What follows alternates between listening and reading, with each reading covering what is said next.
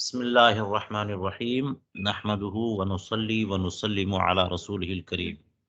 اما بعد۔ دوسرا قاعدہ نوع ثانی کا جاری ہے، اور اس دوسرے قاعدے کے فروع ہم پڑھتے جا رہے ہیں۔ دوسرا قاعدہ یہ تھا کہ جب حلال اور حرام جمع ہو جائیں تو حرام کو ترجیح حاصل ہوتی ہے۔ جیسے ناپاک اور پاک جمع ہو جائیں تو وہ چیز بھی ناپاک ہوتی ہے، حرام اور حلال اکٹھا ہو جائیں یعنی اختلاط ہو جائے تو سب کے سب حرام ہو جاتے ہیں۔ لیکن اختلاط کے علاوہ اگر اختلاط نہیں ہے تب بھی وہ صورتیں جس میں ذکر کیا کہ اگر کوئی ایک شے واحد ہے اس کی طرف دو دلیلیں متوجہ ہو رہی ہیں، ایک دلیل تقاضا یہ کرتی ہے کہ یہ چیز حلال ہو، دوسری دلیل اس بات کی مقتضی ہے کہ یہ چیز حرام ہو، تب بھی یہ حرام کو ہی تحریم کو ہی ترجیح حاصل ہے۔ تو جب حلال و حرام جمع ہو جائیں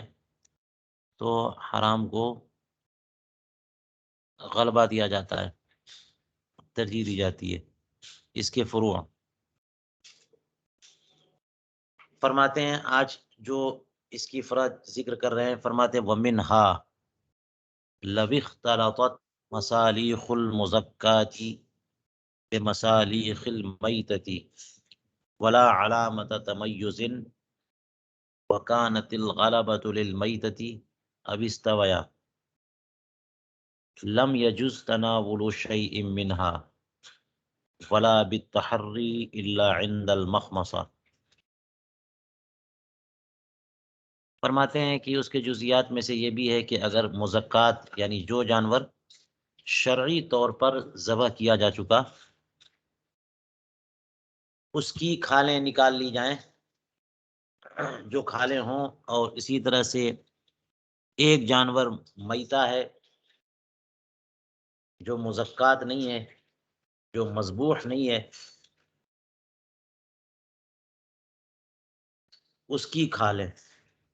اور یہ دونوں کھالیں مل جائیں، مکس ہو جائیں، اور تمیز کی کوئی علامت بھی نہ ہو، تو پھر کیا کریں گے؟ ظاہر ہے کہ قاعدہ تو ہم یہی پڑھ رہے ہیں کہ حلال اور حرام جب جمع ہو جائیں تو حرمت ہی کو ترجیح حاصل ہے، لہذا حرام ہی قرار دیا جائے گا، اور ان میں سے کسی کا تناول کرنا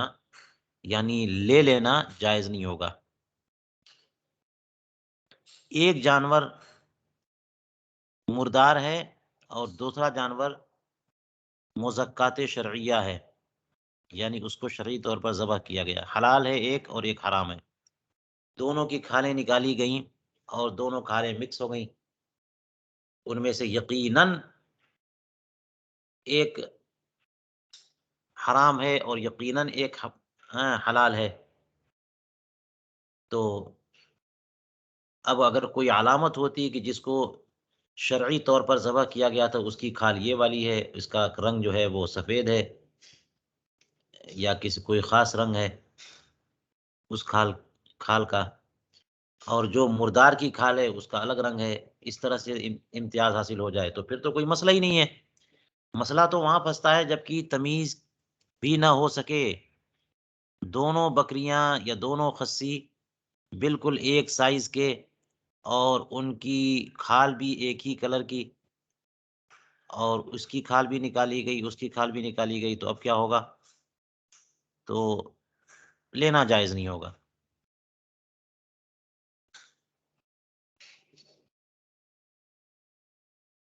وَكَانَتِ الْغَلَبَةُ لِلْمَيْتَةِ اب اسْتَوَيَا، فرماتے ہیں کہ یہ صورتحال یہ ہے کہ مردار کو غلبہ حاصل ہے، یعنی یہ کہ اگر 10 جانوروں کی کھالیں تھی تو اس میں 7-8 تو مردار ہیں، 1-2 مزکات شرعیہ ہیں، یا پھر یہ کہ دونوں برابر ہیں، ان دونوں صورتوں میں ان کھالوں میں سے کسی کا بھی تناول کرنا جائز نہیں ہے، نہ بغیر تحری کے نہ تحری کے ساتھ، ولا بالتحری، کیونکہ غلبہ جو ہے وہ حرام کھالوں کا ہے، حرام مردار جانوروں کا ہے، الا عند المخمصہ، مگر یہ کہ شدید ترین بھوک کے وقت، مخمصہ جس کو قرآن پاک نے ذکر کیا ہے کہ حالت مخمصہ میں تو حرام چیز کھا کر کے بھی جان بچانے کا حکم ہوتا ہے، غیر باغ ولا عاد، تو مخمصہ اور اضطرار کا حکم الگ ہے، وہ تو ظاہر ہے کہ اس میں کسی چیز کے بارے میں بالکل یقین ہے کہ یہ چیز حرام ہے، حالت مخمصہ کی ہے تو جان بچانے کے لیے اس کا تناول کر لینا جائز ہے، تو یہ مخمصہ والی صورت تو مستثنا ہے۔ اگر مخمصہ کی صورت نہیں ہے اور چند کھالیں جمع اکٹھا ہو گئی، ان میں سے کچھ پاک ہیں کچھ ناپاک ہے، کچھ حلال ہے کچھ حرام ہے، تو اگر ناپاک مغلوب نہ ہو، اگر ناپاک مغلوب نہ ہو، کم نہ ہو، بلکہ زائد ہو یا برابر ہو، پاک اور ناپاک دونوں برابر ہوں، یا حلال اور حرام دونوں کے دونوں برابر ہوں، تو ایسی صورت میں غلبہ حرام ہی کو ہوگا، اور دونوں میں سے کسی کا بھی تناول کر لینا یا ان کھالوں میں سے کسی کا لے لینا یہ جائز نہیں ہوگا، تحری کے طور پر بھی نہیں۔ وَأَمَّا إِذَا كَانَتِ الْغَلَبَةُ لِلْمُزَكَّاةِ فَإِنَّهُ يَجُوزُ التَّحَرِّي، اور اگر حلال جانور یعنی جو مزکات شرعیہ ہے وہ زائد ہے، غلبہ اسے حاصل ہے، تو پھر تحری جائز ہے، تحری کریے، اور جس پر دل جمے اس کو حلال سمجھ کر کے اس کو استعمال کر سکتے ہیں، حاصل کر سکتے ہیں۔ تو یہ تین صورتیں ہو سکتی ہیں، ایک تو یہ کہ مردار زائد ہے اور مزکات کم ہے، یا پھر یہ کہ دونوں برابر ہیں، یا پھر یہ کہ مزکات زائد ہیں مردار کم ہے۔ تو اگر مزکات زیادہ ہے اور مردار کم ہے تو تحری کے طور پر ان میں سے جس پر دل جمے کہ یہ حلال ہے اسے حاصل کیا جا سکتا ہے، لیکن باقی دونوں صورتوں میں نہ بغیر تحری کے اسے لیا جا سکتا ہے اور نہ تحری کے ساتھ، مخمصہ کا حکم الگ ہے۔ یہ جو میں نے مفہوم ذکر کیا یہ اس وقت جب کہ مصالیخ جمع ہو مصلاح کی،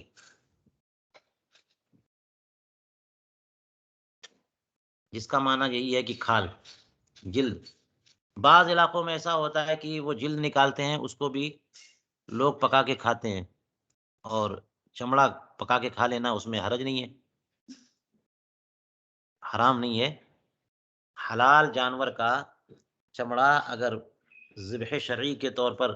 اس کو حاصل کیا گیا ہے تو اس کا حکم جو ہے وہ کھال تک جائے گا، تو یہ کھالوں کا مسئلہ ہے۔ بلکہ بعض عربوں میں یہ طریقہ ہے کہ وہ کھال نکالتے بھی نہیں ہیں، کھال کے ساتھ پورا کے پورا جانور جو ہے وہ روسٹ کر دیتے ہیں، بھون دیتے ہیں، اور بعض علاقوں میں اگر ایسے کھال نکال کر کے اس کو الگ سے کھاتے ہوں تو پھر یہ مسئلہ۔ اور اگر مسلوخ کی جمع ہے تو سلخہ یا سلخوں کا معنی تو کھینچنا ہوتا ہے، کوئی چیز کسی چیز سے جدا کر دی جائے اوپر سے،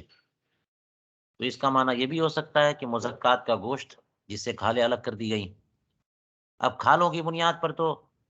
یہ پتہ چل جائے گا کہ یہ وہ والا جانور ہے جس کو شرعی طور پہ ذبح کیا گیا تھا، اور یہ وہ والا جانور ہے جو مردار ہے، لیکن کھال نکال دینے کے بعد جو مزکات کا مسلوق حصہ ہے، کھال نکال دینے کے بعد وہ مشتبہ ہو جائے گا، اور اب پتہ نہیں ہے کہ کون مزکات ہے کون میتہ ہے، اور امتیازی علامت بھی کچھ نہیں ہے، مردار زائد ہیں یا برابر ہیں، تو ایسی صورت میں دونوں میں سے کسی کا کھا لینا جائز نہیں ہے۔ دونوں مفہوم کے اعتبار سے میں نے توضیح و تشریح کر دی ہے۔ چلیے فرماتے ہیں وَمِنْهَا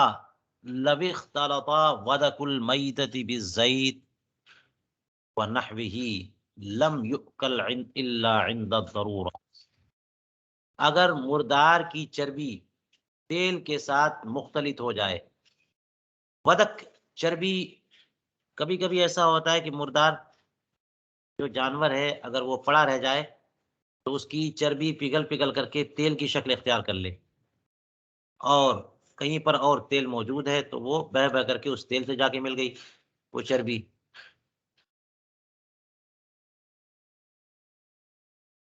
تو تیل یا ایسی کسی لکوڈ سے مردار کی چربی مل گئی، لم یؤکل، تو پورا تیل خراب ہو گیا، اب اسے کھا نہیں سکتے، الا عند الضرورہ، مگر ضرورت کا مسئلہ تو اوپر بتا چکے ہیں. ضرورت سے مراد وہی اضطرار اور مخمصہ کی صورت. تو جو چیز یقینی طور پر حرام ہے جان بچانے کے لیے تو اس کا بھی تناول کرنا درست ہے، اس کی بات نہیں ہو رہی ہے. مگر مردار کی چربی اور حلال جانور کی چربی دونوں مکس ہو جائے تو یہ سب کے سب جو ہے ناپاک اور حرام مانیں گے اور اس کو کھا نہیں سکتے. یہی قاعدہ ہے کہ جب حلال اور حرام جمع ہو جائیں تو حرام ہی غالب رہے گا. والمسئلتان فی صلاۃ الخلاصہ من فصل اشتباہ القبلہ، یہ دونوں مسئلے جو ہے وہ چربی والا جو مسئلہ ہے وہ بھی، اور چربی والا جو مسئلہ ہے یہ بھی، خلاصۃ الفتاوی کی کتاب الصلاۃ کی فصل اشتباہ القبلہ میں موجود ہے. فرماتے ہیں دوسرا والا جو مسئلہ ہے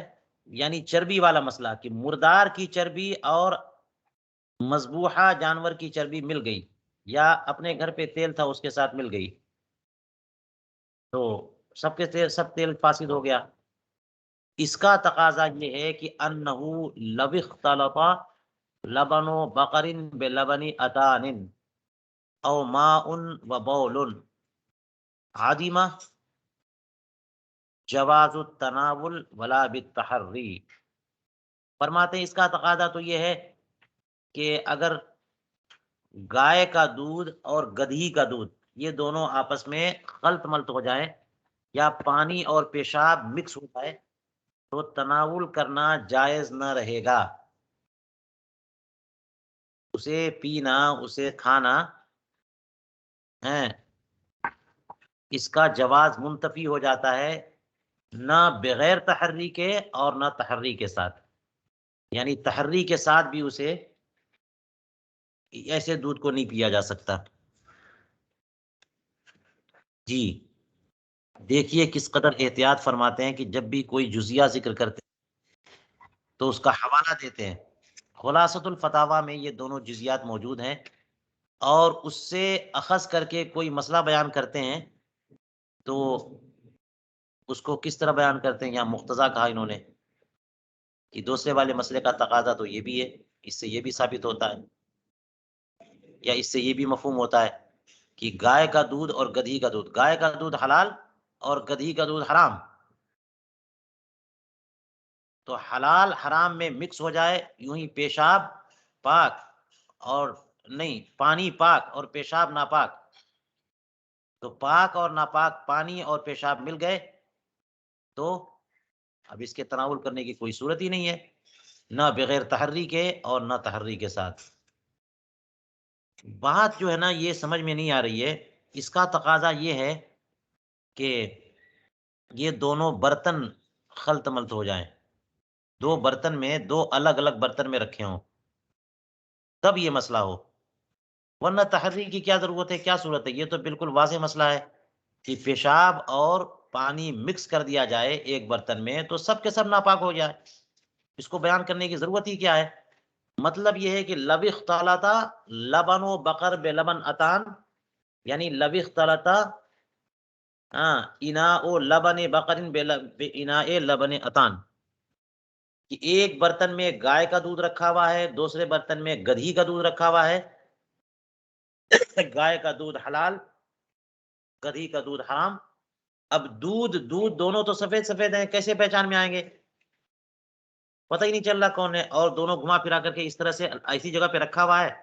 کہ پتہ ہی نہیں چل رہا کہ کون سا گائے کا دودھ ہے کون سے گدھی کا دودھ ہے. تو اب ایسی صورت میں دونوں پینا حرام ہے، تحری کے بغیر بھی اور بغیر تحری کے بھی. اسی طرح ایک برتن میں پانی رکھا ہوا ہے، دوسرے برتن میں پیشاب پڑ گیا، دونوں برتن جو ہے وہ ایسے خلط ملط ہو گئے، یعنی اندازہ نہیں ہو رہا کہ کون سا برتن وہ ہے جس میں پانی ہے اور کون سا برتن وہ ہے جس میں پیشاب ہے، تعین نہیں ہو پا رہی ہے،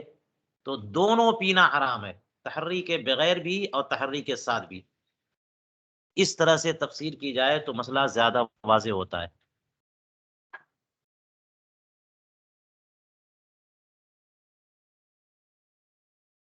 تو یہ جو قید ہے برتن کی، یہ ہم نے اپنی طرف سے بڑھائی۔ آگے چلیے، فرماتے وَمِنْهَا لَوِ اخْتَلَطَتْ زَوْجَتُهُ بِغَيْرِهَا فَلَيْسَ لَهُ الْوَطْءُ وَلَا بِالتَّحَرِّي سِوَاءٌ كُنَّ مَحْصُورَاتٍ أَوْ لَا كما ذكره أصحابنا رحمهم اللہ تعالی فی الطلاق المبہم۔ یہ بھی ایک جزیہ دیکھ لیجئے اس قاعدے کے تحت کہ اگر کسی کی زوجہ دوسری خاتون کے ساتھ مختلط ہو جائے تو اب اس کو ان دونوں میں سے کسی کے ساتھ وطی کرنا جائز نہ ہوگا، نہ بغیر تحری کے اور نہ ہی تحری کے ساتھ۔ عام ازیں کی وہ زوجہ اور دیگر خواتین یہ کسی قلعے میں محصور ہوں یا محصور نہ ہوں، یہ آزاد ہیں اور تعین نہیں کر پا رہا ہے، تمیز نہیں کر پا رہا ہے، گھر میں موجود ہیں تمیز نہیں کر پا رہا ہے، کسی بھی صورت میں یہ سواء کنہ محصورات اولا کی قید شاید اس وجہ سے ہے کہ ابھی ایک دو مسائل ایسے ذکر کیے گئے جو قلعے میں مقید خواتین کے بارے میں، تو یہ جو معاملہ ہے اپنی زوجہ دوسرے کے ساتھ خلط ملط ہو جائے تو یہ مسئلہ محصور ہوں نہ ہو ہر صورت میں ہے۔ یہ اس کی صورت یہ ہو سکتی ہے کہ آج کل تو زمانہ بہت ایڈوانس ہے،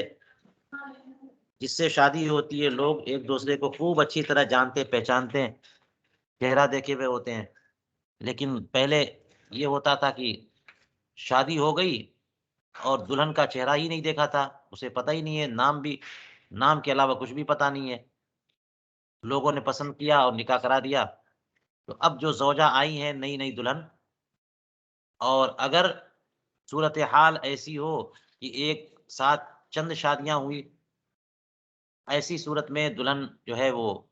بدل گئیں، یا پھر یہ کہ تعین نہ ہو سکے، ایک تو زید کی دلہن ہے اور دوسری جو ہے وہ اس کی دلہن نہیں بلکہ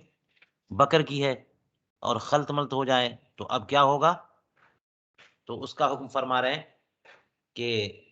اسے حق نہیں ہے، اسے جائز نہیں ہے کہ ان دونوں میں سے کسی کے ساتھ صحبت کرے، تحری کے ساتھ بھی نہیں۔ تو یہ بھی اسی کے تحت ایک مثال ہو گئی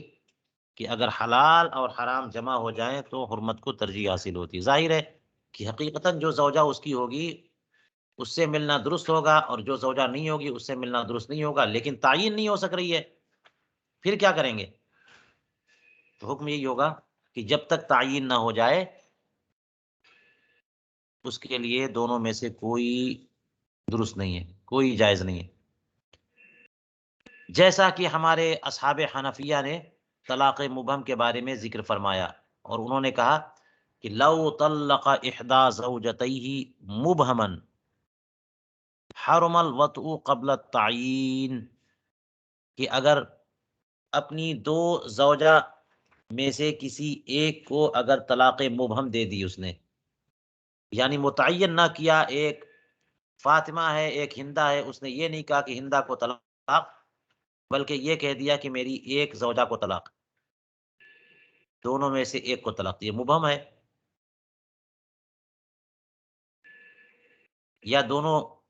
بیٹھی ہوئی تھیں، ان میں سے کہہ دیا کہ جو بیٹھی ہو اس کو طلاق، یہ بھی مبہم ہے۔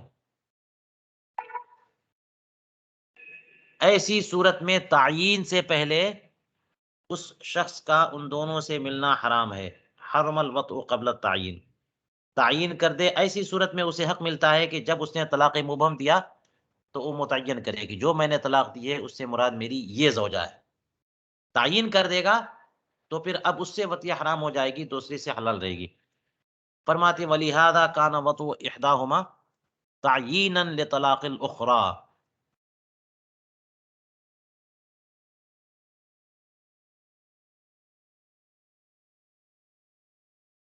اسی وجہ سے تو ان دونوں میں سے کسی ایک کے ساتھ وطی کر لینا، یہ عمل جو ہے یہ خود دوسرے کے کی طلاق کو متعین کر دینا ہے. دوسرے کی طلاق کو متعین کر دینا ہے. دو زوجات تھیں، ان میں سے ایک کو مبہم طور پہ کہہ دیا کہ ایک مطلقہ یا ایک کو میں نے طلاق دی، تو اب اگر ان میں سے ایک کسی ایک سے وطی کر لی، اس کا مطلب یہ ہوا کہ یہ عمل جو ہے اس کی طرف سے تعین ہو گئی کہ اس نے طلاق کس کو دی، دوسرے کو طلاق دے دی. اسے تعین کا اختیار ہے طلاق مبہم کی صورت میں. اب یہاں پر کوئی کہے کہ یہاں تو ایک تعارض کی سی کیفیت ہو رہی ہے، علامہ حموی نے غمز العیون میں بیان کیا ہے اسے. یہاں تو تعارض کی صورت بن رہی ہے.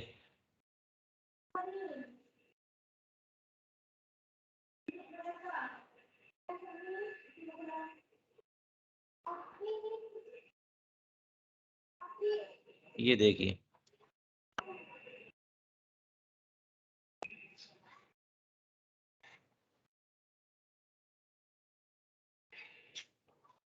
علامہ حموی نے فرمایا کہ یہ تو عجیب سی بات ہے کہ پہلے آپ نے یہ کہا کہ اگر طلاق مبہم دی، دو زوجہ تھیں، طلاق مبہم دی تو دونوں میں سے کسی کے ساتھ قربت جائز نہیں ہے، اور اس کے بعد آپ نے کہہ دیا کہ اگر ان میں سے کسی کے ساتھ قربت کر لی تو یہ عمل جو ہے وہ مطلقہ کی تعین کے لیے کافی ہے. اس سے سمجھ میں آ رہا ہے کہ قربت کر سکتے ہیں ایک سے. تو یہ ایک طرح سے تعارض کی کیفیت ہو رہی ہے. اس کا جواب یہ دیا کہ جو یہ فرمایا کہ طلاق مبہم کے ساتھ کی صورت میں کسی سے وطی کرنا حلال نہیں، یعنی عند اللہ فیما بینہ و بین اللہ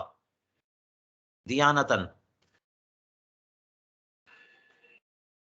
اور جب یہ فرمایا کہ اگر ان میں سے کسی کے ساتھ قربت کر لی تو یہ عمل مطلقہ کی تعین کے لیے کافی ہے، یعنی اگر کرتا ہے ایسا تو یہ تعین کرنا ہوا، یہ قضاء فیما بینہ و بین العبد. دیکھ لیجیے گا یہاں پہ فرمایا ہے لأننا نقول، یہ لا یقال کہہ کر کے علامہ حموی نے اس مسئلے کو حل کیا. لأننا نقول المراد حرم وطء واحدۃ منہما قبل تعین المطلقہ فیما بینہ و بین اللہ. یہ فإذا عین احداہما للطلاق وحللہ وطء،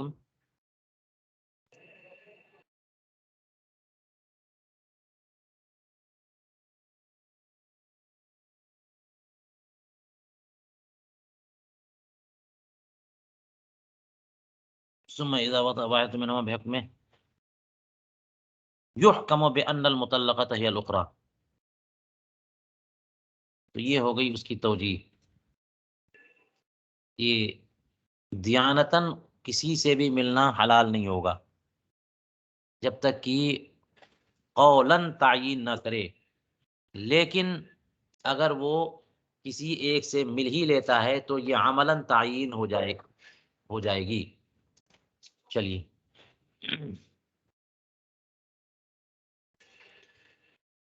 فرماتے ہیں وَمِن صُوَرِهَا مَا لَوْ أَسْلَمَ عَلَى أَكْثَرَ مِنْ أَرْبَعٍ فَإِنَّهُ يَحْرُمُ عَلَيْهِ الْوَطْءُ قَبْلَ الْاخْتِيَارِ.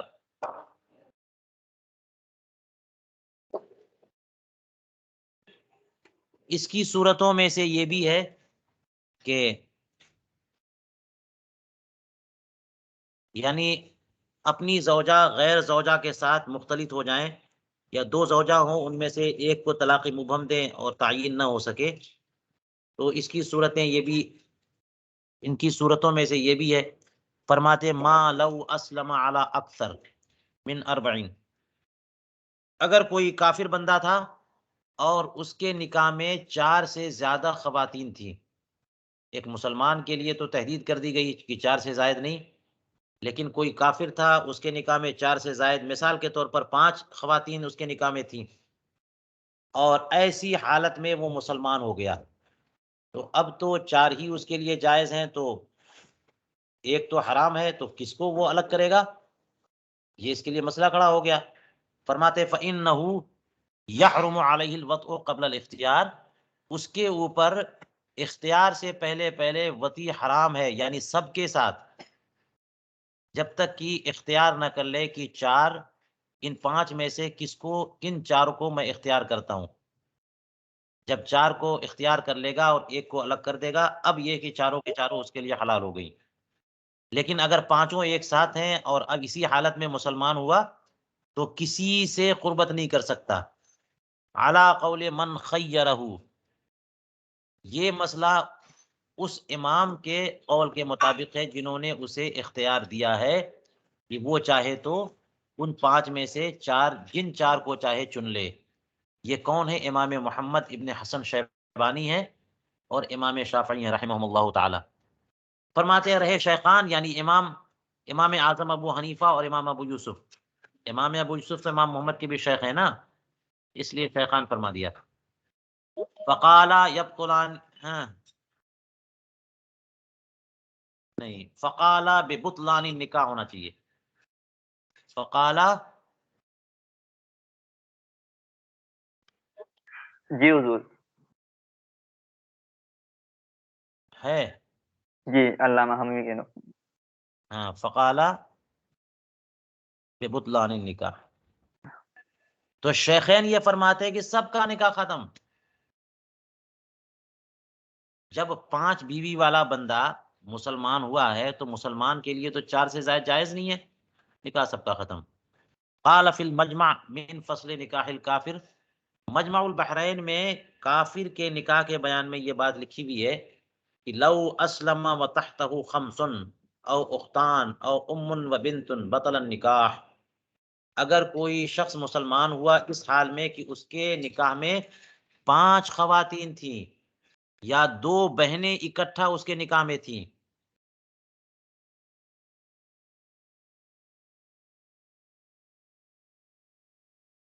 یا پھر اس کے نکاح میں 2 ایسی خواتین تھیں جن میں سے ایک ماں ہے اور ایک بیٹی ہے، ماں اور بیٹی دونوں کو ایک ہی شخص نے اپنے نکاح میں جمع کر لیا تھا، یہ ساری صورتیں حرام ہیں، تو سب کا نکاح باطل ہو گیا۔ یہ کب؟ جب کہ ان سب کے ساتھ نکاح ایک عقد میں ہوا ہو، 5 خواتین کے ساتھ نکاح ایک ساتھ ہوا، یا 2 بہنوں کے ساتھ نکاح ایک عقد میں ہوا، یا ماں اور بیٹی کے ساتھ نکاح ایک عقد میں ہوا۔ وَإِن رَتَّبَ فَالْأَخِيرُ، اور اگر آگے پیچھے کیا ہے تو اخیر کا نکاح باطل ہوگا۔ 5 خواتین سے نکاح کیا یکے بعد دیگرے، تو پہلی، دوسری، تیسری، چوتھی کے ساتھ نکاح درست ہو گیا، 5ویں کے ساتھ نکاح باطل ہو گیا۔ 2 بہنوں کے ساتھ نکاح کیا، پہلے ہندا کے ساتھ کیا، پھر اس کے بعد زینب کے ساتھ کیا، دونوں بہنیں ہیں، تو ہندا جو پہلا نکاح ہے وہ درست ہو گیا اور دوسری کا باطل۔ اسی طرح سے ایک خاتون سے نکاح کیا جو اس کی زوجہ ہو گئیں تو ان سے نکاح درست ہو گیا، لیکن اس کے بعد اسی خاتون کی بیٹی سے نکاح کیا تو یہ نکاح باطل ہو گیا۔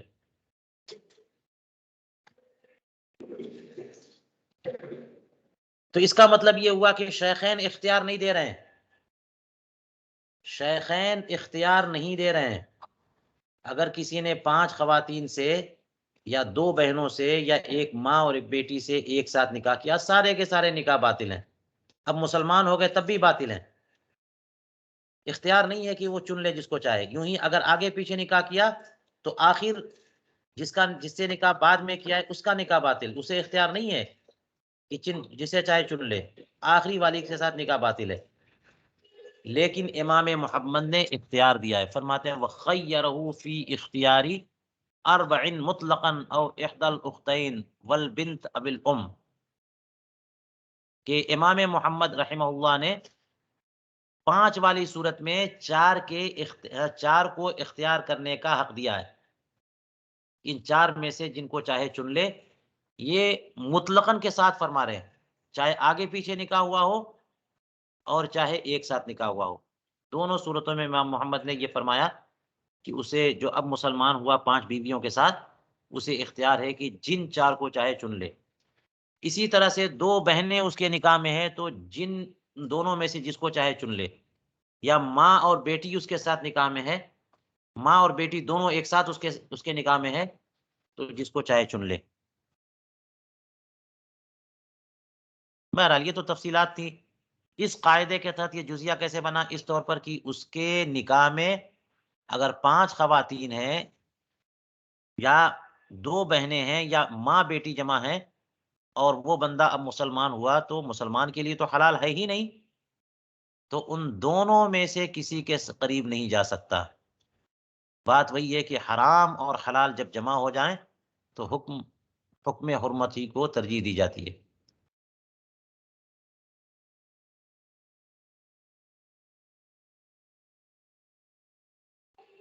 چلیے اور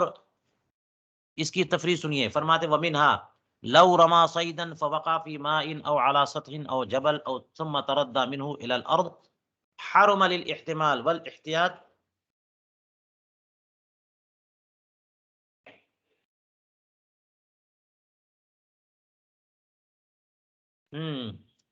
فرماتے ہیں کہ ایک جزیہ یہ بھی ہے کہ اگر کسی نے کسی شکار پر تیر چلایا اور وہ شکار چاہے پرندہ ہو، اور یہ تو جو جزیہ بیان کر رہے ہیں یہ پرندے ہی کے بارے میں، کبوتر ہے اڑ رہا ہے، اس کو تیر سے مار دیا، فَوَقَعَ فِي مَاءٍ، وہ شکار پانی میں گر پڑا، او علی سطح، یا کسی سطح زمین پر، او جبل، یا پہاڑ پہ، ثم تردہ، نہیں سطح سے مراد چھت ہے، یا چھت پہ یا پھر پہاڑ پہ گرا، ثم تردہ منہ الی الارض، پھر وہاں سے لڑکتے لڑکتے جو ہے زمین پہ آ پڑا، تو یہ شکار حرام ہے، للاحتمال، احتمال کی وجہ سے، یعنی احتمال اس بات کا کہ ہو سکتا ہے پانی میں گرنے کی وجہ سے مرا ہو، ہمارے تیر سے نہ مرا بلکہ اس کی موت پانی میں گرنے کی وجہ سے ہوئی۔ اسی طرح سے اگر کسی اڑتے ہوئے پرندے کو آپ نے تیر مارا اور اس سے زخمی ہو کر کے وہ پرندہ نیچے آیا اور کسی گھر کی چھت پہ گرا اور چھت سے پھر زمین پہ آ پڑا، یا کسی پہاڑی پر گرا اور پہاڑی سے لڑکتے ہوئے زمین پہ آ گرا، تو یہ حرام ہے۔ کیوں؟ اس لیے کہ ہو سکتا ہے کہ آپ کے تیر سے وہ مرا ہو، اور یہ بھی ہو سکتا ہے کہ چھت پر گرنے کے بعد دوبارہ جو زمین پہ گرا ہے اس دوبارہ گرنے کی وجہ سے مرا ہو تو مردار ہو گیا، یا پہاڑ پر گرنے کے بعد پہاڑ سے جو زمین پہ آیا دوبارہ گرنے کی وجہ سے مرا، آپ کے تیر کی وجہ سے نہ مرا۔ اور چونکہ لحوم کے معاملے میں حرمت اصل ہے، اس لیے جہاں بھی احتمال آ جائے حرمت کا وہی احتمال کافی ہے، اور یہ جانور حرام ہوگا، حرما، حرام ہوگا، للاحتمال، احتمال کی وجہ سے۔ فرماتے والاحتیاط الحرمہ، یہ لفظ کچھ اور لگ رہا ہے،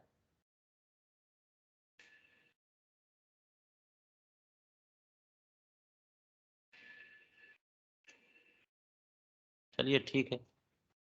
والاحتیاط الحرمہ۔ تو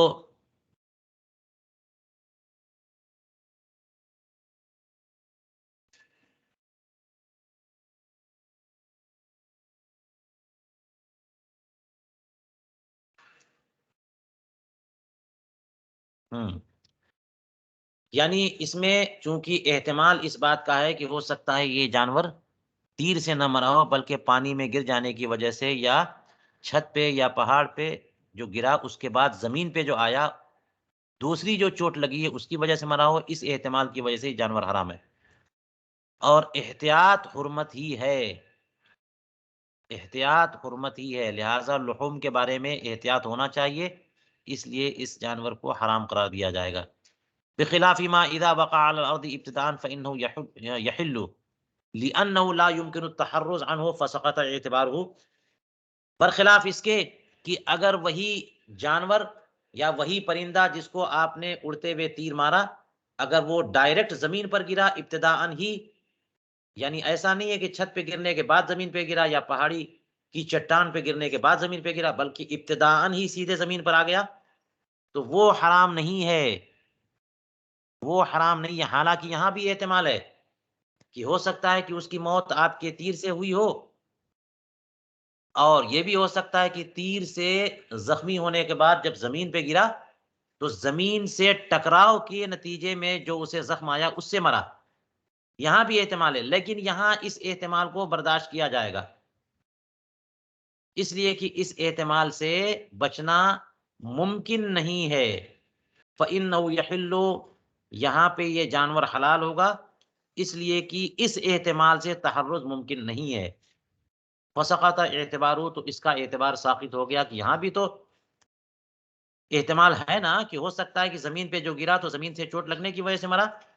اس کا احتمال ساقط ہے، یہ اس کا اعتبار نہیں کیا جائے گا،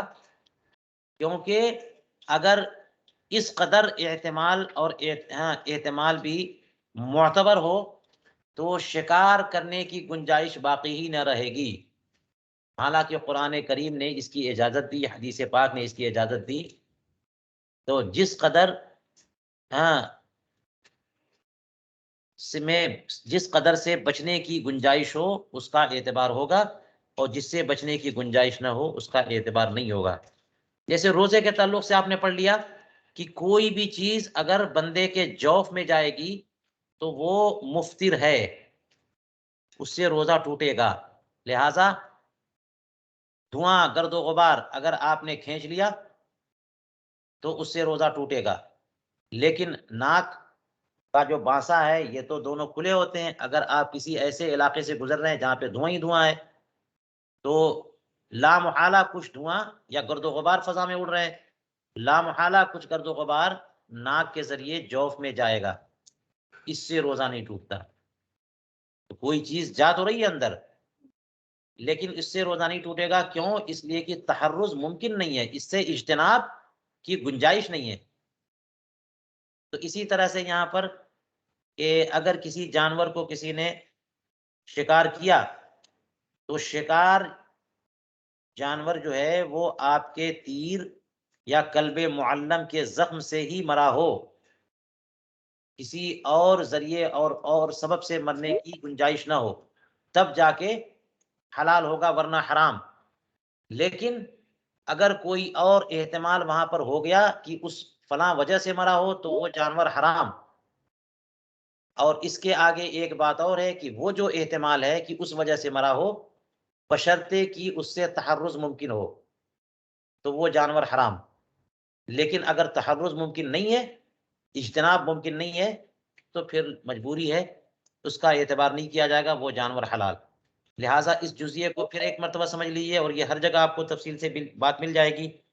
کہ فضا میں اڑتے ہوئے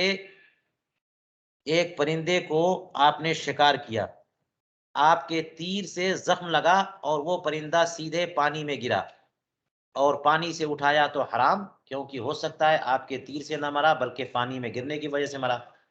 یوں ہی وہ پرندہ اگر پہاڑ پہ گرا، پہاڑ کی چٹان پہ، اور پھر لڑک کر کے زمین پہ آیا تو بھی حرام، کیونکہ ہو سکتا ہے آپ کے تیر کے زخم سے نہ مرا بلکہ دوبارہ جو چٹان کے بعد نیچے گرا ہے وہاں جو چوٹ آئی اس سے مرا ہو تو بھی حرام، کیونکہ ان دونوں صورتوں سے تحرز ممکن ہے کہ وہ پانی میں نہ گرتا، آپ اس طرح مارتے کہ وہ خشکی پہ گرتا پرندہ، یا پھر سیدھے زمین پہ آتا، وہ تو پہاڑی پہ گرا اس کے بعد پھر زمین پہ آیا۔ لیکن اگر وہ پرندہ سیدھے زمین پہ آیا، یہاں بھی یہ احتمال موجود ہے کہ ہو سکتا ہے اس کی موت زمین سے ٹکرانے کے سبب جو چوٹ آئی ہے اس سے موت ہوئی ہو، یہ احتمال موجود ہے، لیکن اس کا اعتبار اس لیے نہیں کریں گے کہ جب آپ فضا میں اڑتے ہوئے پرندے کو شکار کریں گے تو زمین پہ تو اسے آنا ہے نا، کیسے اسے روک لیں گے آپ؟ چلیے فرماتے ہیں کہ اب یہ تفریعات تو مکمل ہو گئیں، یہاں کہتے ہیں وَخَرَجَتْ عَنْ هَذِهِ الْقَاعِدَةِ مسائل، اس قاعدے سے چند مسائل خارج ہے، گویا کہ تفریعات پہلے بیان کیے، اب اس کے بعد استثنائی مسائل، استثنائی مسائل مستثنات، مستثنیات میں چند کا ذکر کریں گے ایک ایک کر کے، گویا کہ اب یہ بتانا ہے کہ دیکھیے بظاہر حلال اور حرام دونوں مکس ہو گئے پھر بھی حرام نہیں بلکہ حلت کی ہی کا حکم دیا جائے گا۔ دیکھیے الاولا، پہلی مثال، من احد ابویہ کتابی والآخر مجوسی فإنه یحل نکاحہ وذبیحتہ ویجعل کتابیا. فرماتے ہیں کہ ایک بندہ ایسا ہے کہ اس کے والدین میں سے ایک کتابی ہے، دوسرا مجوسی ہے، تو اس بندے سے نکاح کرنا حلال ہے اور اس کا ذبیحہ بھی حلال ہے. آپ نے یہ بات کہیں پڑھ لی ہوگی کہ الولد یتبع خیر الابوین، بچہ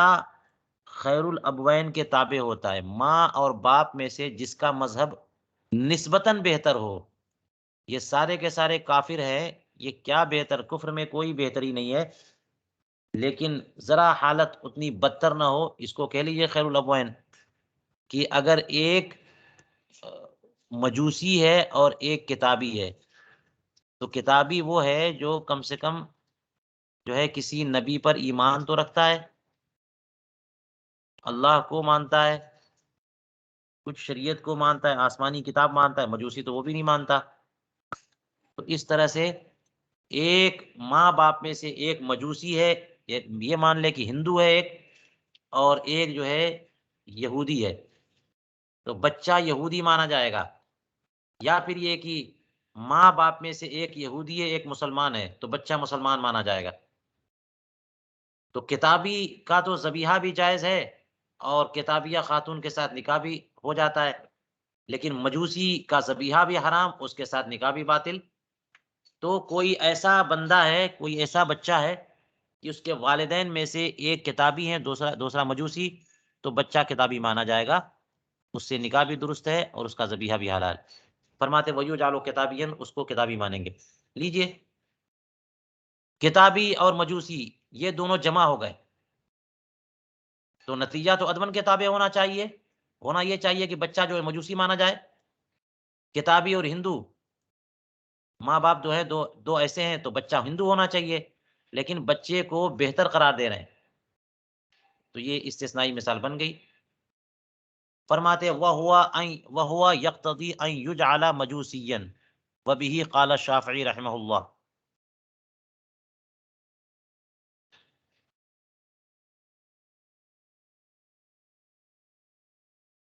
ہوا سے مراد یہ بتاویل مذکور قاعدہ تو یہ تقاضا کر رہا ہے کہ بچے کو مجوسی قرار دیا جائے، لیکن بچے کو کتابی قرار دیا جائے گا. قاعدہ کیا تقاضا کرتا ہے کہ جب حرام اور حلال جمع ہو تو حرمت کو ترجیح حاصل ہوتی ہے. تو کتابی کا ذبیحہ تو حلال ہے اور مجوسی کا ذبیحہ حرام ہے، تو بچے کو کتابی مان کر کے اس کا ذبیحہ حلال قرار دیا جا رہا ہے، حالانکہ اس کا تقاضا یہ ہونا چاہیے کہ اس کو بھی مجوسی قرار دے کر کے اس کا ذبیحہ حرام ہو، مگر ایسا نہیں ہے. اسی لیے تو اس کو استثنائی مثال میں شامل کیا. قاعدے کا تقاضا یہ ہے کہ بچہ مجوسی قرار دیا جائے. یہی قول امام شافعی رحمہ اللہ کا ہے. وَلَوْ كَانَ الْكِتَابِيُّ الْأَبْ فِي الْأَظْهَرِ عِنْدَهُ تَغْلِيبًا لِجَانِبِ التَّحْرِيمِ.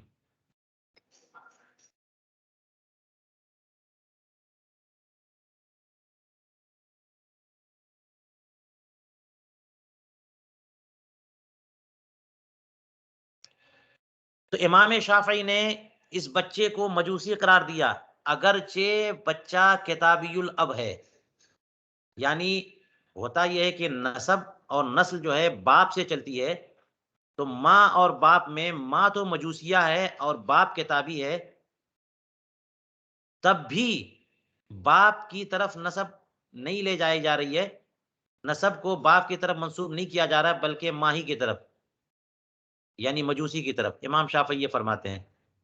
تغلیباً لجانب التحریم. یہ کیوں ایسا کیا امام شافعی نے؟ جانب تحریم کو ترجیح دیتے ہوئے، جیسا کہ قاعدہ ہے کہ جب حلال اور حرام جمع ہو جائیں تو تحریم کو ترجیح دی جاتی ہے. امام شافعی رحمہ اللہ نے اس مسئلے میں بھی جانب تحریم کو ترجیح دی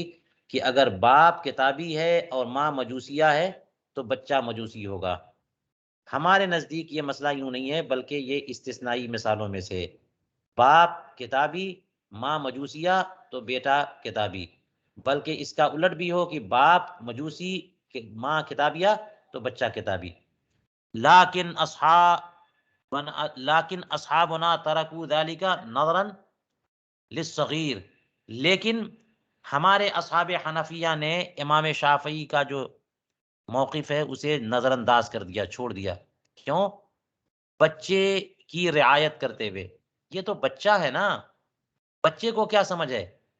جب بالغ ہو جائے گا اور جس کی راہ اختیار کرے گا اس کو وہی قرار دیا جائے گا۔ اگر مجوسی کے ساتھ گیا تو مجوسی مان لیں گے، مجوسی قرار دے دیں گے، لیکن ابھی تو بچہ ہے، ابھی تو اس پر حکم لگانے میں رعایت ہونی چاہیے۔ تو بچے کی رعایت کرتے ہوئے اور اس پر شفقت کرتے ہوئے یہ کہہ دیا کہ اس کو کم برا سمجھا جائے۔ فَإِنَّ الْمَجُوسِيَّ شَرٌّ مِّنَ الْكِتَابِ فَلَا يُجْعَلُ الْوَلَدُ تَابِعًا لَهُ، کہ مجوسی تو کتابی سے برا ہے، اس لیے بچے کو مجوسی کے تابع نہیں قرار دیا جائے گا۔ الثانیہ، دوسری استثنائی مثال، الاجتہاد فی الاوانی اذا کان بعضها طاہرا وبعضها نجسا والاقل نجس فالتحری جائز۔ فرماتے ہیں کہ برتنوں میں اجتہاد کرنا یعنی تحری کرنا، جبکہ ان میں سے بعض برتن پاک ہیں اور بعض ناپاک ہیں اور ناپاک کم ہیں، تو تحری کی گنجائش نکلتی ہے، تحری جائز ہے، تحری جائز ہے۔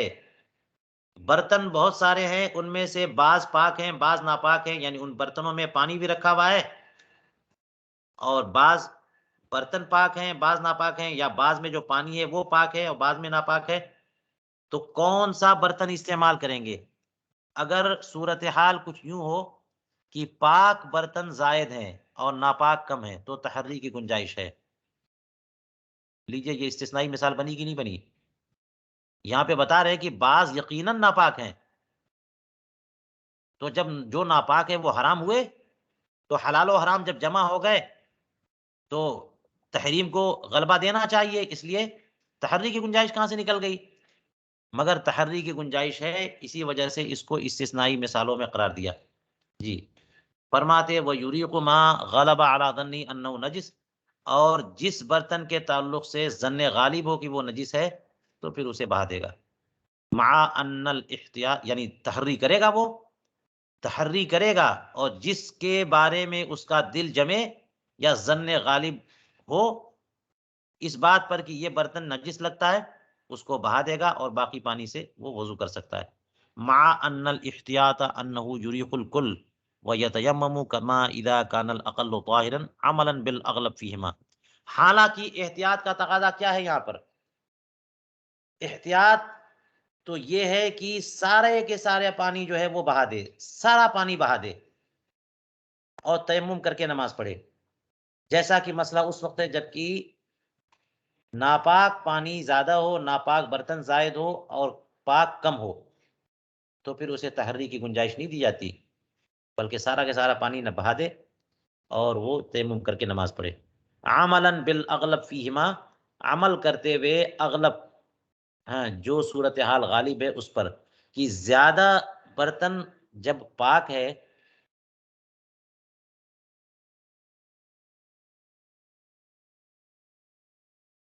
تو پاک برتنوں کو غلبہ دیتے ہوئے تحری کی گنجائش دے دی جائے گی،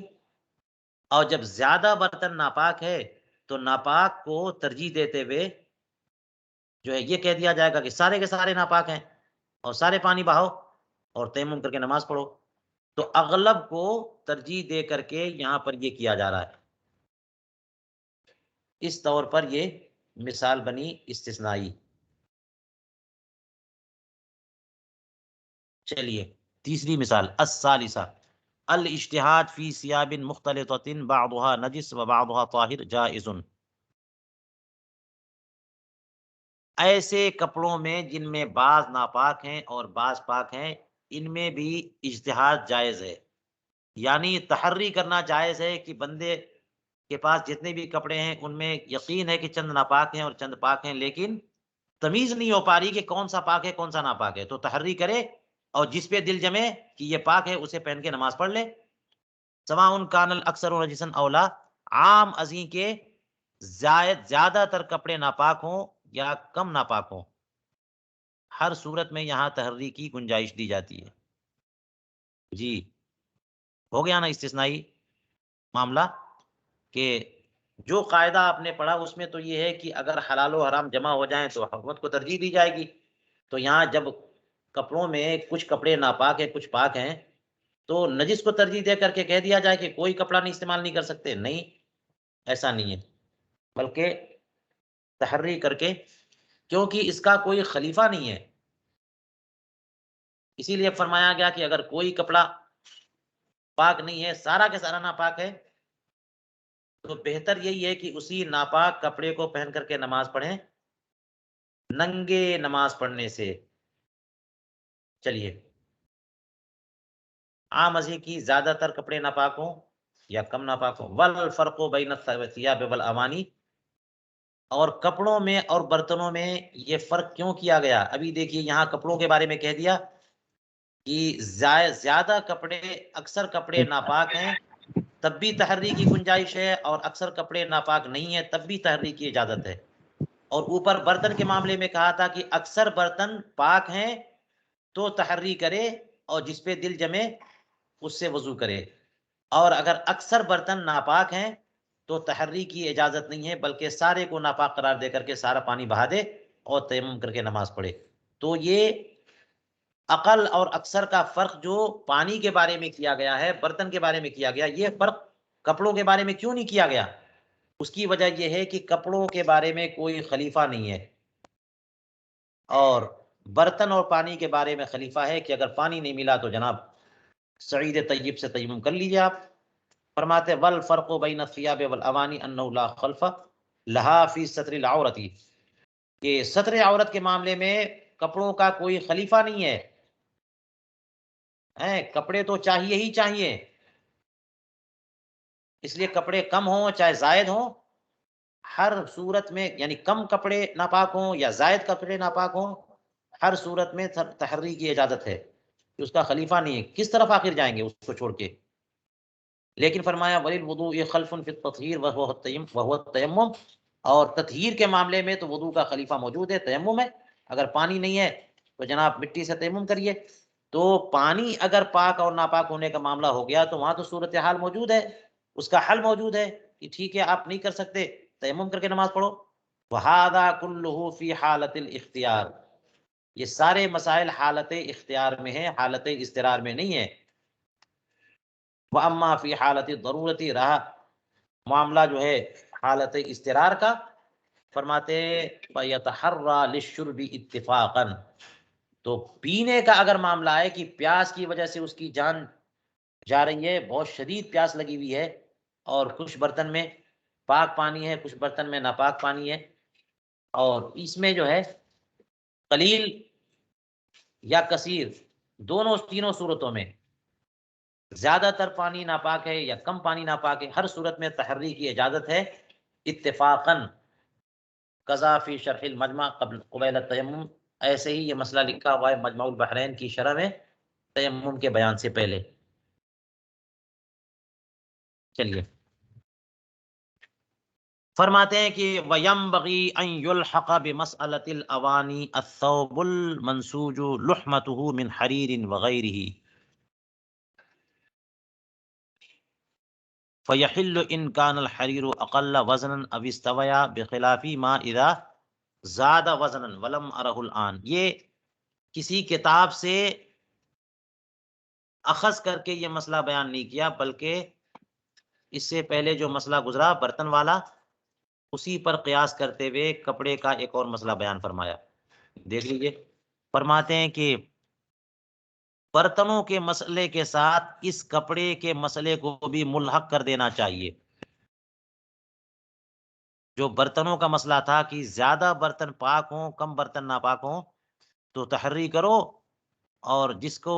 دل کہے کہ یہ پاک ہے اس کو استعمال کرنا شروع کر دو. تو اسی سے ملحق ہونا چاہیے یہ مسئلہ بھی. کون سا مسئلہ؟ الثوب المنسوج لحمتہ من حریر وغیرہ، وہ کپڑا جس کا بانا حریر اور غیر حریر سے بنا گیا ہو. لحمہ کہتے ہیں وہ دھاگا جو ہے کپڑا بناتا جاتا ہے. جب آپ کپڑے تیار کرتے ہیں پاور لوم پہ یا فیکٹری میں، تو ایک تو تانا ہوتا ہے اور ایک بانا ہوتا ہے. تانا جو ہوتا ہے، جو جتنا لمبا کپڑے کی تھان ہوتی ہے اتنا بھی لمبا دھاگا، سینکڑوں میٹر لمبا، وہ سدا کہتے ہیں اس کو. تو وہ سدا جو ہے نا وہی نظر آتا ہے باہر سے، اور لقمہ جو ہے وہ اگل بغل چلتا چلا جاتا ہے چوڑائی میں، اور اس سے کپڑا تیار ہوتا چلا جاتا ہے. اس میں ریشم استعمال کر لیا تو کچھ تو ریشم استعمال کیا، کچھ غیر ریشم استعمال کیا. اب یہ ہے کہ ریشم زائد ہے یا غیر ریشم زائد ہے، یہ کچھ تفصیل نہیں ہے، کچھ تفصیل نہیں ہے. فرمایا، ہاں آگے تفصیل دی ہے، مگر فرماتے ہیں کہ ریشم اور غیر کوئی اور کپڑا لحمہ کے طور پر استعمال ہوا، اس طرح وہ کپڑا تیار ہوا. فرماتے ہیں کہ یہ کپڑا ہاں حلال ہونا چاہیے اگر وزن کے اعتبار سے حریر کم ہو یا وزن کے اعتبار سے برابر ہو. یہی معاملہ انہوں نے اس کا کیا تھا، برتنوں کا، کہ برتن پاک اگر زائد ہیں یا پھر دونوں برابر ہیں تو تحری کی گنجائش دی تھی وہاں پہ، اور پاک برتن کم ہے تو پھر سب کو ناپاک قرار دے کر کے تحری بند کرو اور تیمم کر کے نماز پڑھو. تو اسی سے ملحق یہ مسئلہ بھی ہونا چاہیے کہ اگر ایسا کپڑا تیار کیا گیا جس کا بانا ریشم اور غیر ریشم ہے، کچھ تو ریشم استعمال کیا گیا کچھ غیر ریشم استعمال کیا گیا جو حلال ہے، اور حریر ریشم جو ہے حرام ہے، تو ایسا کپڑا حلال ہوگا اگر ریشم کم مقدار میں استعمال ہوا ہو یا ریشم اور غیر ریشم دونوں برابر مقدار میں استعمال ہوئے ہوں. برخلاف اس کے کہ اذا زادہ وزنن، کہ اگر ریشم کا وزن زائد ہو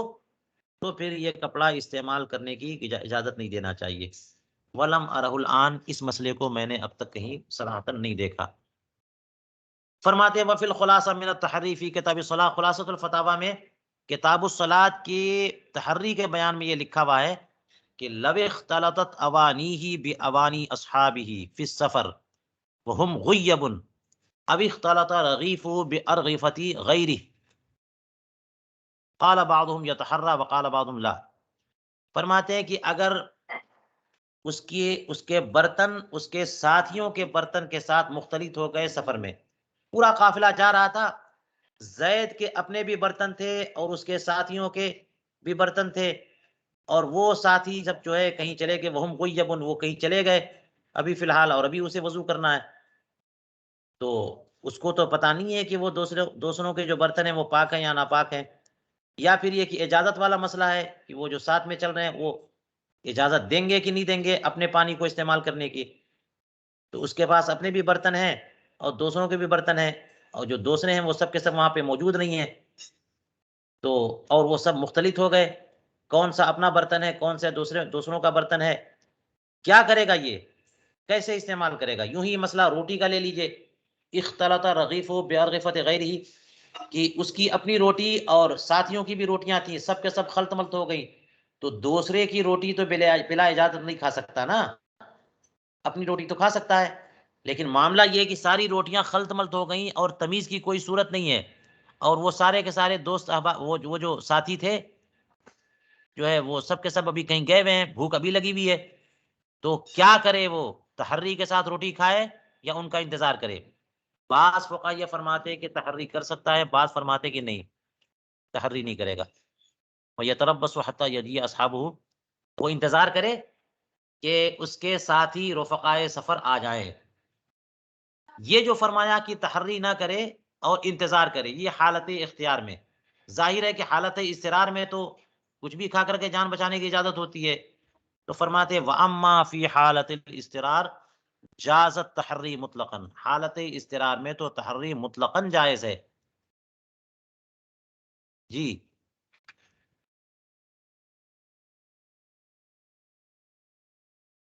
مطلقاً جائز ہے، یعنی وہ موجود ہوں یا موجود نہ ہوں، ہر صورت میں. چلیے یہ مسئلہ بھی آسان ہے. فرماتے ہیں وقد جوز اصحابنا رحمهم اللہ تعالی مس کتب التفسیر للمحدث ولم يفصلوا بین کون الاکثر تفسیرا او قرآنا. ہمارے فقہائے حنفیہ نے، اللہ سبحانہ و تعالی ان پر رحم فرمائے، انہوں نے تفسیر کی کتابوں کو چھونا بھی جائز قرار دے دیا محدث کے لیے، انہوں نے کتب تفسیر کا مس کرنا جائز قرار دیا۔ آپ کو پتا ہے کہ قرآن کریم محدث نہیں چھو سکتا، بے وضو قرآن کریم کو چھو نہیں سکتا، تو آپ کیا کہتے ہیں تفسیر کی کتاب چھو سکتا ہے کہ نہیں؟ کیونکہ تفسیر میں بھی تو اصل قرآن پاک ہے، چھو سکتا ہے کہ نہیں؟ تو فرماتے ہیں ہمارے فقہائے حنفیہ نے جائز قرار دیا ہے، اور یہ تفصیل نہیں کی ہے کہ اس میں قرآن کریم کی آیتوں کی مقدار زیادہ ہے یا تفسیر زائد ہے۔ دیکھیے کبھی کبھی ایسا ہوتا ہے، بہت ساری آپ تفسیریں دیکھ لیجئے، کچھ تفسیریں ایسی ہیں کہ قرآن کریم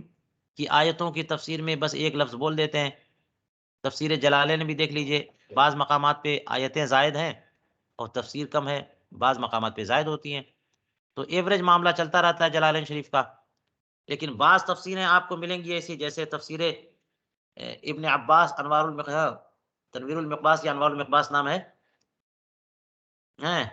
اس کو دیکھ لیجئے آپ، تفسیر ابن عباس کو، اس میں آیتیں زائد اور تفسیر کم ہے۔ پہلے جو صحابہ کرام یا تابعین کرام تفسیریں بیان کرتے تھے، وہ صرف ایک لفظ کا مطلب اور معنی بیان کر دیتے تھے، پوری تفصیل اور شان نزول وغیرہ بیان نہیں کرتے، تو اس میں آیتوں کی مقدار زائد ہوتی ہے اور تفسیر کی مقدار کم۔ لیکن اب جو بعد میں تفسیر کی کتابیں لکھی گئی، تفسیر قرطبی دیکھ لیجئے، تفسیر کبیر دیکھ لیجئے، روح المعانی دیکھ لیں،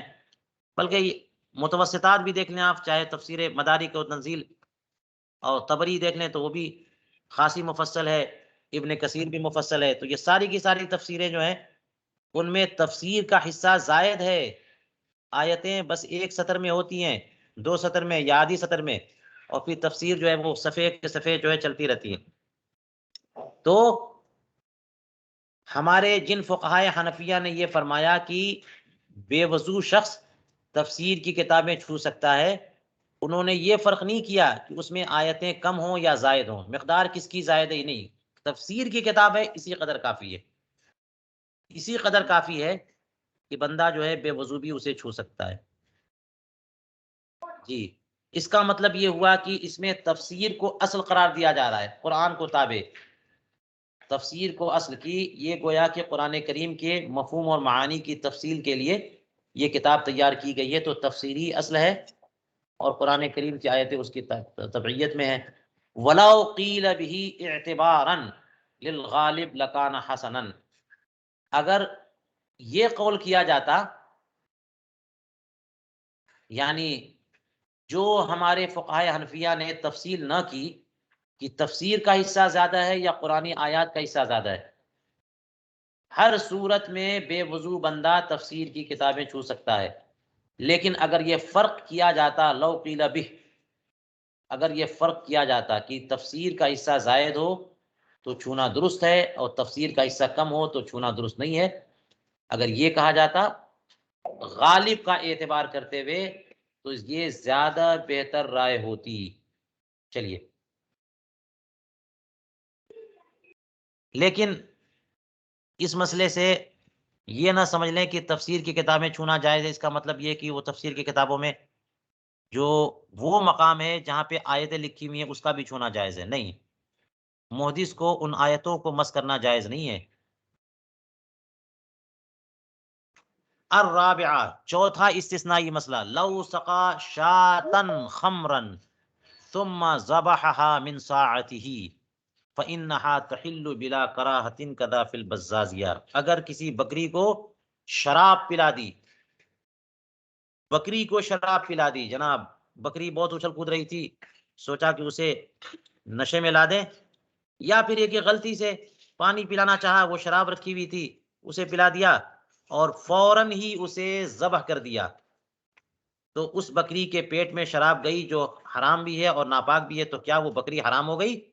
فرماتے نہیں، وہ بکری حرام نہیں ہوگی، وہ حلال ہی رہے گی، کیونکہ پی کر کے بھی وہ شراب اس کے پیٹ میں گئی، گوشت سے تو الگ ہی ہے، یعنی اس کا گوشت اس شراب سے تیار تو نہیں ہوا، تو وہ الگ ہی ہے، اس کو بس اتنا کہہ لیجئے کہ گوشت کو دھل لیں اور پھر تناول کریں۔ فَإِنَّهَا تَحُلُّ بِلَا کَرَاہَةٍ،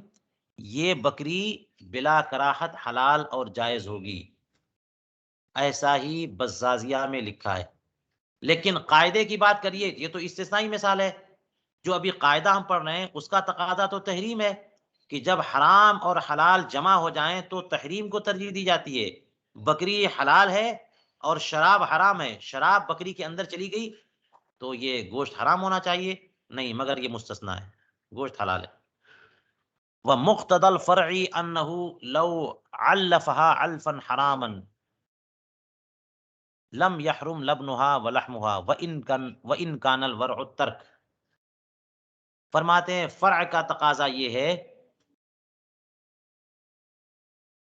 یعنی قاعدے کا تقاضا یہ ہے کہ یہ چیز حرام ہو، لیکن فرع یعنی یہ استثنائی جو جزیہ پیش کیا گیا ہے کہ بکری کے پیٹ میں شراب ڈال دی تو بکری حلال، تو اس کا تقاضا یہ ہے کہ اگر اسی بکری کو حرام چارہ دیا، حرام غذا کھلائی، تب بھی بکری کا دودھ ناپاک حرام نہیں ہوگا اور بکری کا گوشت بھی حرام نہیں ہوگا، اگرچہ تقوی اور ورع کا تقاضا یہ ہے کہ اس سے بچا ہی جائے. وَإِن كَانَ الْوَرْعُ التَّرْكَ، ورع کیا ہے؟ زہد اور پارسائی، اور تقوی یہ ہے کہ ایسے دودھ کو نہ پیا جائے اور ایسا گوشت نہ کھایا جائے کہ جس کے جانور کو حرام غذا دے دے کر کے اس کو پروان چڑھایا گیا، ایسے جانور کا نہ تو دودھ پیا جائے اور نہ ہی گوشت کھایا جائے. یہ تقوی اسی میں ہے، لیکن اس کا مطلب یہ نہیں کہ فتویٰ بھی یہی ہے. اگرچہ اس کو حرام چیز کھلائی گئی ہو، پھر بھی جب کوئی چیز حرام سے مراد یہ ہو سکتا ہے کہ وہ ناپاک چیز کھلائی گئی، تب بھی جو غذا ناپاک ہے یا حرام ہے وہ جانور کے پیٹ میں پہنچے اور ہضم کے تمام مراحل سے گزرے تو انقلاب ماہیت کا معاملہ ہو جاتا ہے، اور انقلاب ماہیت کی بنیاد پر حکم بدل جاتا ہے. لہٰذا گوشت بھی پاک ہے اور دودھ بھی پاک ہے، گوشت بھی حلال ہے اور دودھ بھی حلال ہے. ثم قال فی البزازیہ بعدہ، فتاوی بزازیہ میں اس کے بعد یہ فرمایا ولو بعد ساعت الی یوم تحل مع الکراہۃ، اور اگر اس بکری کو جس کو شراب پلائی گئی ہے فوراً ذبح کر دیا تو وہ حلال ہے، لیکن اگر ایک پہر، ایک ساعت کے بعد، ایک دن تک کا انتظار کیا اور اس کے بعد پلایا، اس کے بعد ذبح کیا، تب بھی حلت ہی کا حکم ہوگا مگر کراہت ہوگی. فرق ہو گیا نا یہاں پہ کہ اگر ایک بکری کو شراب پلائی اور فوراً ذبح کر دیا تو حرمت بھی نہیں ہے، کراہت بھی نہیں ہے، اور 2-4 گھنٹے کے بعد ذبح کیا تو حرمت تو نہیں ہے لیکن کراہت ہے کہ شراب کچھ تو اثر کر چکی ہوگی. جی چلیے، الخامسہ، پانچواں استثنائی مسئلہ، ان یکون الحرام مستہلکن، ان یکون الحرام مستہلکن فلو اکل المحرم شیئا قد استہلک فیہ الطیب فلا فدیۃ وقد اوضحناه فی شرح الکنز فی جنایات الاحرام. فرماتے ہیں کہ اگر حرام مستہلک ہو یعنی اسی میں فنا ہو جائے، کل مل کر کے ختم ہو گیا جو حرام ہے، تو بھی اس کا اعتبار نہیں ہوگا. یعنی قاعدہ یہ ہے کہ حرام اور حلال جمع ہو جائیں تو حرمت کو ترجیح دی جاتی ہے اور وہ چیز حرام قرار دی جاتی ہے. لیکن اگر ایک کچھ ایسے معاملات ہیں کہ اگر حرام حلال میں جمع ہو جائے اور حرام اس میں فنا ہو جائے، تحلیل ہو جائے، مستہلک ہو جائے، تو فرماتے ہیں کہ پھر حرمت کا حکم نہیں ہوتا بلکہ حلتی کا حکم رہتا ہے. لہٰذا آپ دیکھ لیجئے کہ محرم نے حالت احرام، جو جس نے حج یا عمرے کا احرام باندھا، اس کے لیے حرام ہے نا کہ وہ کوئی خوشبو والی چیز نہیں کھا سکتا، لیکن محرم نے کوئی ایسی چیز تناول کی جس میں خوشبو مستہلک ہو چکی، یعنی اس میں خوشبو ڈالی اور وہ پک کر کے اس میں گھل مل گئی اور اب خوشبو محسوس نہیں ہو رہی، ختم ہو گئی، فلا فدیتا، تو پھر یہ کوئی جرم بھی نہیں ہے اور جرم نہیں ہے تو کوئی فدیہ بھی نہیں ہے. اس کی ہم نے خوب وضاحت البحر الرائق احرام کے جنایات میں کے بیان میں کر دی ہے. چھٹا جزیہ دیکھیے، استثنائی مثال فرماتی اذا اختلط مائع طاہر بماء مطلق فالعبرۃ للغالب. آسان مسائل ہیں. فرماتے ہیں کہ پاک مائع مائع مطلق کے ساتھ مختلط ہو جائے تو غالب کا اعتبار ہوگا. یہ مائع کا مطلب یہاں پہ یہ ہوا کہ کوئی ایسا لکوڈ ہے جو پانی نہیں ہے، کوئی ایسا سیال مادہ ہے جو پانی کے علاوہ ہے، جیسے شراب ہے، تو شراب تو خیر چھوڑ دیجیے، طاہر کی بات کر رہے ہیں. جیسے آپ کہہ لیجیے دودھ ہے، چائے ہے، گلاب کا پانی ہے، وہ مائع مطلق نہیں ہے. یا اسی طرح سے شوربہ ہے یا سرکہ ہے، کوئی بھی ایسا مائع ہے جو پاک ہے، وہ ایک طرف اور دوسری طرف مائع مطلق ہے، صاف شفاف پانی، دونوں مل گئے، وہ بھی مائع پاک تھا اور مائع مطلق بھی پاک ہے، دونوں مل گئے، تو اب دونوں کو ملا کر کے جو موجود ہے اس کو مائع مطلق کہیں گے کہ نہیں کہیں گے، یعنی وضو ہو سکتا ہے کہ نہیں. تو فرماتے ہیں کہ غالب کا اعتبار ہوگا. اگر مائع زیادہ ہے تو مائع مطلق نہیں ہوگا، بلکہ یہ مائع مقید مان کر کے اس سے وضو نہیں کر سکتے. اور اگر مائع مطلق زائد ہے تو پھر اس کا اعتبار ہو کر کے اس سے وضو کیا جا سکتا ہے. فرماتے فَإِنْ غَلَبَ الْمَاءُ، اگر پانی زائد ہے تو اس سے طہارت جائز ہے، اور اگر پانی کم ہے تو طہارت جائز نہیں ہے. اس سے مراد طہارت حکمی یعنی وضو یا غسل. جیسا کہ آپ حضرات کو پتا ہوگا کہ اگر کسی بندے کے کپڑے پہ یا بدن پہ کوئی بھی ناپاک نجاست غلیظہ یا خفیفہ کوئی نجاست لگی ہوئی ہے جو نجاست حقیقیہ ہے، اس کو دور کرنا ہے، تو اس کو دور کرنے کے لیے پانی ضروری نہیں ہے، بلکہ کسی بھی سیال کسی بھی مائع سے دور کر سکتے ہیں. لیکن رہی بات وضو کرنے کی، جو نجاست جو طہارت حقیقیہ ہے، اس کے لیے مائع مطلق چاہیے. فرماتے ہیں کہ ہم نے طہارات کے بیان میں شرح کنز میں بیان کر دیا کہ غلبہ کا اعتبار کیسے ہوتا ہے. مقدار میں سیال چیزیں اگر دو مل جائیں تو مقدار زائد ہو تو، اور اگر یعنی اگر وہ ایسے ہوں کہ اس کے مختلف اوصاف نہ ہوں تو، اور اگر اوصاف مختلف ہیں جیسے دودھ اور پانی ملا دیا تو پھر اس میں اگر رنگ غالب آ جائے پانی پر تو اس کا بھی اعتبار، اس کے اعتبار سے بھی حکم بدلے گا. غلبے کا اعتبار یوں بھی ہوگا. السابعہ، چھٹا استثنائی مسئلہ، لو اختلط لبن المرأة بماء او بدواء او بلبن شاة فالمعتبر الغالب. اگر عورت کا دودھ پانی کے ساتھ مل گیا یا دوا کے ساتھ یا بکری کے دودھ کے ساتھ، اب دیکھیے کسی خاتون کا دودھ کوئی بچہ پیے گا تو حرمت رضاعت ثابت ہوگی نا، لیکن اگر دودھ نکال کر کے برتن میں رکھا، اس میں پانی ملا دیا یا دوا ملا دی یا بکری کا دودھ ملا دیا، تو بکری کے دودھ سے تو حرمت رضاعت ثابت نہیں ہوتی. تو خاتون کا بھی دودھ ہے اور اس کے ساتھ پانی ملا ہوا ہے، تو اب کیا ہوگا؟ ایسا دودھ جس میں پانی یا دوا یا بکری کا دودھ ملا ہوا ہے، ایسا دودھ اگر بچہ پیتا ہے تو جس خاتون کا دودھ تھا وہ ماں بنے گی کہ نہیں بنے گی؟ فرماتے ہیں کہ غلبے کا اعتبار ہوگا. اگر خاتون کا دودھ زائد ہے تو حرمت رضاعت ثابت ہوگی، اور اگر دوا زائد ہے، پانی زائد ہے یا بکری کا دودھ زائد ہے تو نہیں. وَتَثْبُتُ الْحُرْمَةُ إِذَا اسْتَوَيَا احْتِيَاطًا فِي الْغَایَةِ كَمَا فِي الْغَایَةِ. ہاں یہ ہے کہ غالب کا اعتبار تو ہے، لیکن اگر دودھ اور پانی دونوں برابر برابر ہیں، یا دودھ اور دوا یا دودھ اور بکری کا دودھ، خاتون کا دودھ اور بکری کا دودھ دونوں بالکل ایکول ہیں، برابر ہیں مقدار میں، تب بھی حرمت رضاعت ثابت ہو جائے گی احتیاطاً، جیسا کہ غایہ میں لکھا ہے. فرماتے ہیں وَاخْتُلِفَ فِيمَا إِذَا اخْتَلَطَ لَبْنُ امْرَأَةٍ بِلَبْنِ أُخْرَىٰ. ایک اور ذرا نازک صورتحال دیکھیے کہ اگر ایک خاتون کا دودھ دوسری خاتون کے دودھ سے مل جائے اور ایسا دودھ کوئی بچہ پی لے، تو کون والی خاتون اس کی رضائی ماں بنے گی؟ فرماتے ہیں کہ بس صحیح ثبوت الحرمت فیہما، صحیح قول یہ ہے کہ حرمت جو ہے ان دونوں کے ساتھ ثابت ہو جائے گی، دونوں خواتین اس کی رضائی ماں بن جائیں گی. کیونکہ آپ کو یہ معلوم ہے کہ ایک قطرہ دودھ بھی اگر بچے کے حلق سے اتر جاتا ہے تو رضاعت ثابت ہو جاتی ہے. تو ایک خاتون کا دودھ زائد تھا، دوسری کا کم تھا، دونوں ماں بن جائیں گی. من غیر اعتبار الغلبہ، غلبہ کا اعتبار کیے بغیر، کون کس کا دودھ غالب ہے کس کا کم ہے یہ نہیں، دونوں کے دونوں ماں ہوں گی، جیسا کہ کتاب الرضاع میں ہم نے بیان کیا.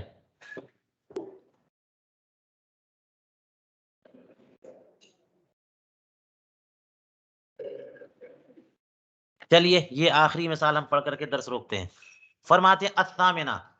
8ویں استثنائی مثال اس کی یہ ہے کہ اذا کان غالب مال المہدی حلالا فلا بأس بقبول ہدیتہ واکل مالہ ما لم یتبین انہ من حرام، کہ ہدیہ دینے والے کا غالب مال اگر حلال ہو، یعنی جو بندہ آپ کو تحفہ دے رہا ہے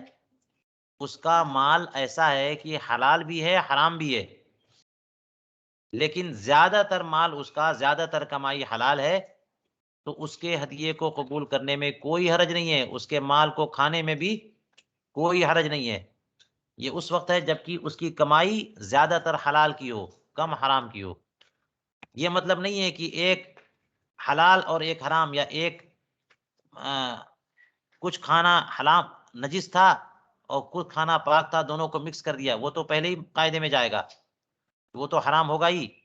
لیکن کمائی کچھ حرام ہے کچھ حلال ہے، لیکن زیادہ تر کمائی حلال ہے، تو اس کا ہدیہ حلال مانا جائے گا اور اس کا ہدیہ قبول کیا جائے گا، اس کے مال سے کھایا بھی جائے گا۔ ما لم یتبین انہ من حرام، جب تک کہ یہ بات واضح نہ ہو جائے کہ بعین ہی یہی والی کمائی اس کی حرام والی کمائی ہے۔ اگر یہ پتہ چل جائے کہ بعین ہی یہی کمائی جس سے وہ کھلا رہا ہے یہی حرام والی کمائی ہے، تو پھر اس کا ہدیہ یا اس کا کھانا نہیں کھائیں گے۔ اور فرماتے ہیں کہ اگر اس کا وَإِن كَانَ غَالِبُ مَالِهِ الْحَرَامُ حراما لا يقبلها، اگر اس کا زیادہ تر مال، زیادہ تر کمائی حرام کی ہے تو اسے قبول نہیں کرے گا، ولا یاکلو، اور اسے کھائے گا بھی نہیں۔ دیکھ لیا آپ نے، یہاں پر وہ قاعدہ نہیں چل رہا ہے کہ جب حلال و حرام جمع ہو جائیں تو حرام کو ترجیح دی جاتی ہے اور حرمت کا حکم ہوتا ہے۔ یہاں پر تو قلت و کثرت کی طرف جا رہے ہیں۔ پتہ ہے کہ اس کی کمائی میں حرام چیز بھی ہے لیکن حلال زائد ہے، تو اس کا ہدیہ بھی درست ہے، قبول کرنا، اس کا مال کھانا بھی درست ہے۔ جی،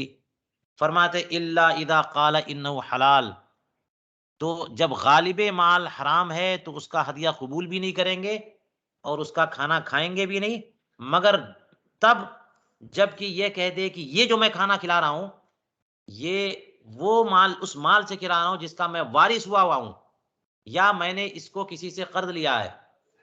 الا اذا قال انہ حلال ورثہ اب استقرضہ، یہ بالکل حلال ہے جس کا وہ وارث ہوا ہے، یہ اپنی کمائی سے نہیں کھلا رہا ہے بلکہ ترکے کے طور پر یہ مال آیا اس سے کھلا رہا ہوں میں آپ کو، یا میں نے اس کو قرض لیا ہے۔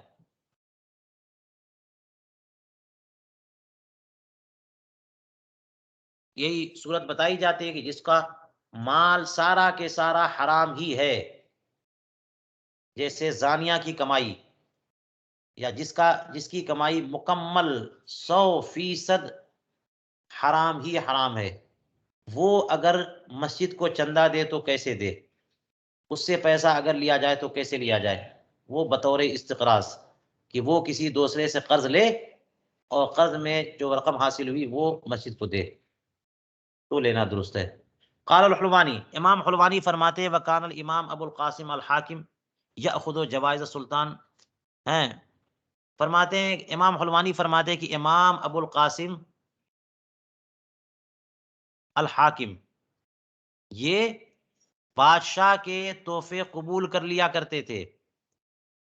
امام ابو القاسم حاکم بادشاہ کے تحفے قبول کر لیا کرتے تھے۔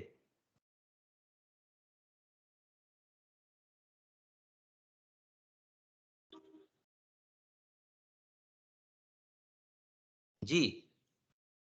تو لفظ حاکم جو ہے نا یہ صفت ہے امام ابو القاسم کی، نہ یہ کہ حاکم جو ہے مبتدا ہے یاخذو کے لیے، تو بلکہ انہی کے امام ابو القاسم حاکم یہ بادشاہوں کے جوائز کو قبول، ان کے ہدایا اور تحائف کو، انعامات کو قبول کر لیا کرتے تھے۔ یہ کیوں معاملہ آیا؟ یہ اس لیے کہ یہ زمانہ جو ہے وہ زمانہ ہے جب کہ بادشاہ ظالم اور جابر ہوا کرتے تھے، اور ان کے پاس جو مال ہوتا تھا اس کی مقدار جو ہے وہ حرام اور ظلم سے حاصل کی ہوئی رقم ہوتی تھی، اس میں حلال بھی ہوتے تھے، تو پھر بھی یہ جو ہے نا بادشاہ کے انعامات کو قبول کر لیا کرتے تھے، یعنی بہتر ہے کہ اس کو رد کر دیا جائے اگر گنجائش ہو۔ لیکن قبول کر لے تو بھی کوئی حرج نہیں ہے۔ تو اس کا حیلہ کیا ہے؟ فرماتے والحیلۃ فیہ ان یشتری شیئا بمال مطلق ثم ینقضہ من ای مال شاء کذا رواه الثانی عن الامام۔ یعنی اب کہہ رہے ہیں کہ ایسی صورت میں جب کہ کسی ظالم سے کوئی تحفہ قبول کیا گیا، کبھی کبھی ایسا بھی ہوتا ہے کہ اس کا تحفہ قبول نہیں کریے گا آپ تو اس کو بے عزتی محسوس ہوتی ہے، پھر وہ مشکلات میں ڈال سکتا ہے۔ قبول کر لیا تحفہ، پتہ ہے کہ وہ ناپاک یا حرام ہے، تو ایسا حرام مال اس کا مصرف کیا ہے؟ اس کے حیلے کی صورت بتا رہے ہیں، کیا صورت ہے؟ فرما رہے ہیں کہ کوئی شے مال مطلق کے بدلے میں خریدے